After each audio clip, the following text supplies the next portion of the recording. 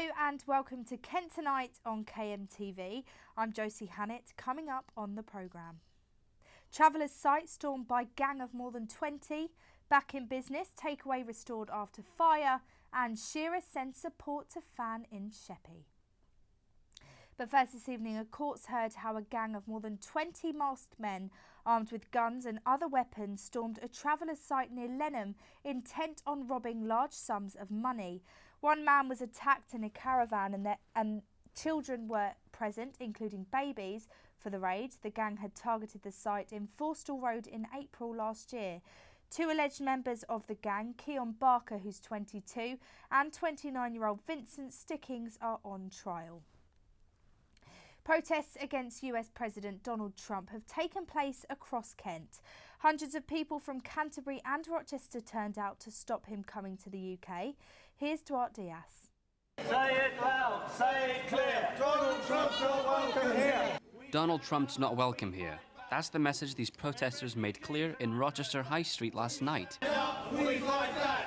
When gay people are under attack, we stand up, we fight back. This Dump Trump protest in Medway demanded the President of the United States is not given an official visit to the UK. It joined several other similar protests all over the country as MPs debated over the petition, which gathered nearly 2 million signatures. Donald Trump's not welcome here. However, despite the strong message and the number of people involved, it's unlikely these protests will prevent the official visit from taking place.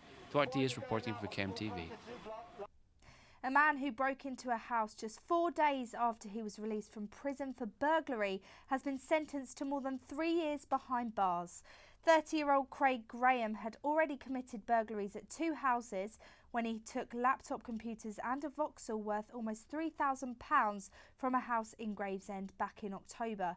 He pleaded guilty to burglary and was also banned from driving for 3 years.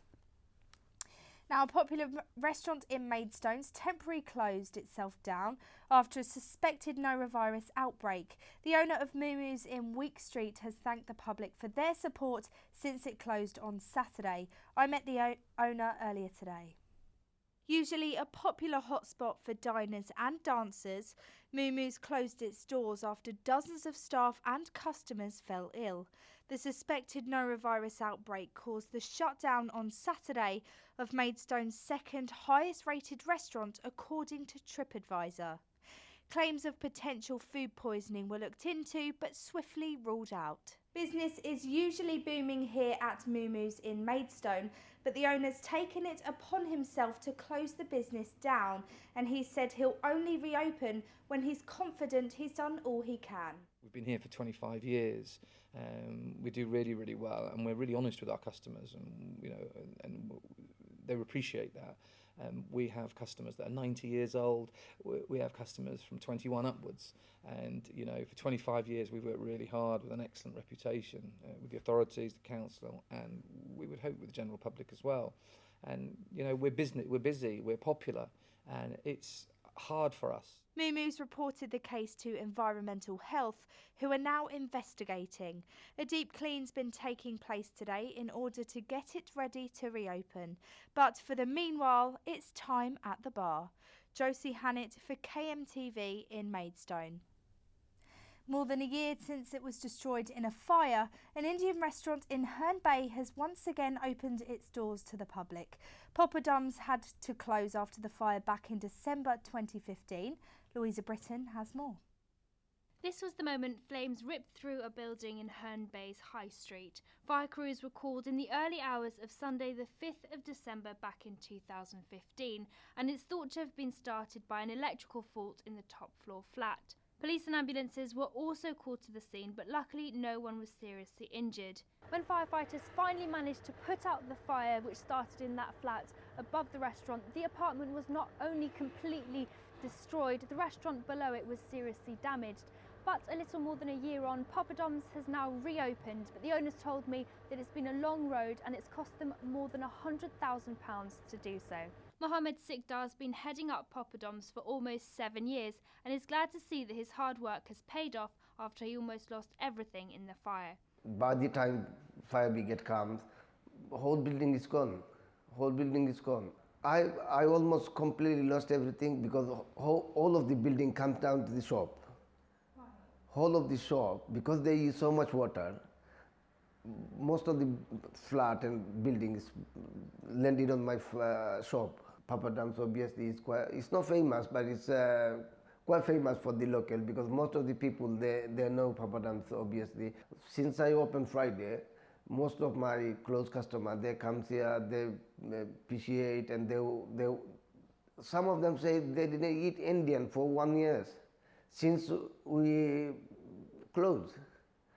So I was really happy. Although business at the popular spot may have been put on hold for months, it seems this Indian restaurant is finally ready to pick up where it left off. Louisa Britton for KMTV in Herne Bay. Football legend Alan Shearer has sent a message of support to a Sheppey man who has motor neurone disease.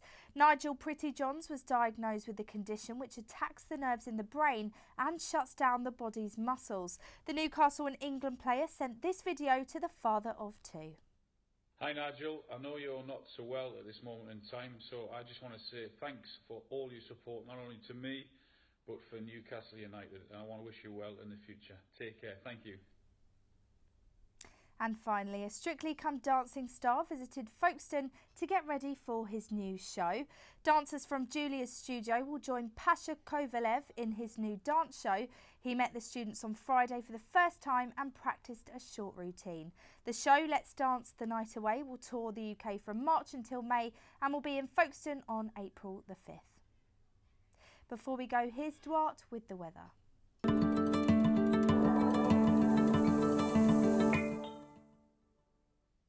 Tonight we'll have a mild and cloudy night with temperatures between 12 and 11 degrees with a light wind. And for Wednesday morning, not much will change as the mild weather is set to continue with a bit more wind. That's it from us this evening. We'll be back again tomorrow with the latest stories from across your county. In the meantime though, don't forget you can always keep up to date by listening to KMFM or logging on to kentonline.co.uk. We've got a series of special programmes, Paul on Politics, Chris & Co and Team Talk. But have a great evening. Good night.